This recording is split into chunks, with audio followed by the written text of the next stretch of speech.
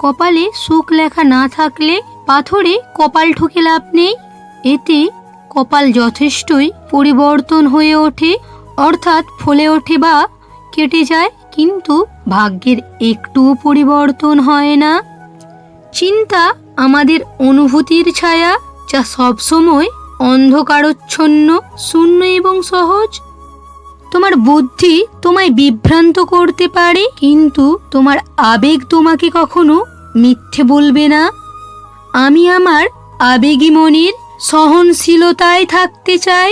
আমি এগুলি ব্যবহার করতে, তাদের উপভোগ করতে এবং তাদের উপর আধিপত্য বজায় রাখতে চাই। তুমি যদি তোমার আবেগকে নিয়ন্ত্রণ করতে না শেখো, তবে তুমি তোমার নিজের অর্থ নিয়ন্ত্রণে রাখতে পারবে না। যতই তুমি বাইরের জগতে সুখ খোঁজো, পাবে না, কারণ বাইরের জগৎ তোমাকে ঘটনা বাছাই করার সুযোগ দেবে না। ভেতরের ঘটনা তোমার নিজস্ব।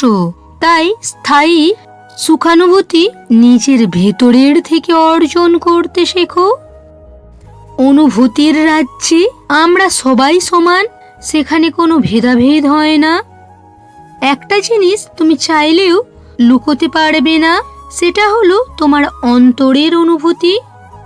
সবচেয়ে বড় দূরত্ব হলো যখন তুমি তার সামনে থাকো, কিন্তু সে জানে না যে তুমি তাকে কতটা ভালোবাসো। আমি সবসময় নিজেকে সুখী ভাবি, কারণ আমি কখনো কারো কাছে কিছু প্রত্যাশা করি না। কারো কাছে কিছু প্রত্যাশা করাটা সবসময়ই দুঃখের কারণ হয়ে দাঁড়ায়। সংসারে জ্বালা যন্ত্রণা এড়িয়ে যাওয়ার প্রধান উপায় হচ্ছে মনের ভেতর আপন ভুবন সৃষ্টি করে নেওয়া এবং বিপদকালে তার ভেতর ডুব দেওয়া।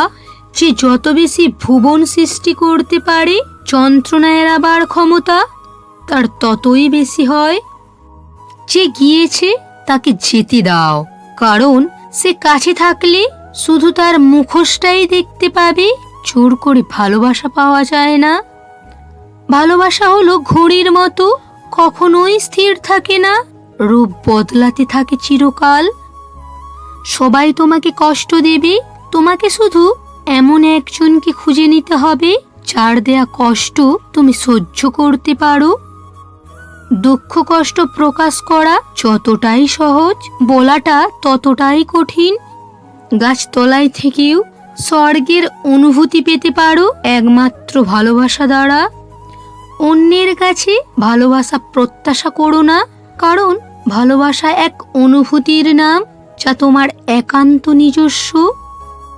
প্রেম একটি শক্তিশালী আবেগ। প্রেম অন্য সব কিছুকে গুরুত্বহীন করে দেয়, কারণ অন্য সব আবেগ এত বেশি শক্তিশালী নয়। বন্ধুরা, ভিডিওটা কেমন হয়েছে অবশ্যই কমেন্ট করে জানিও।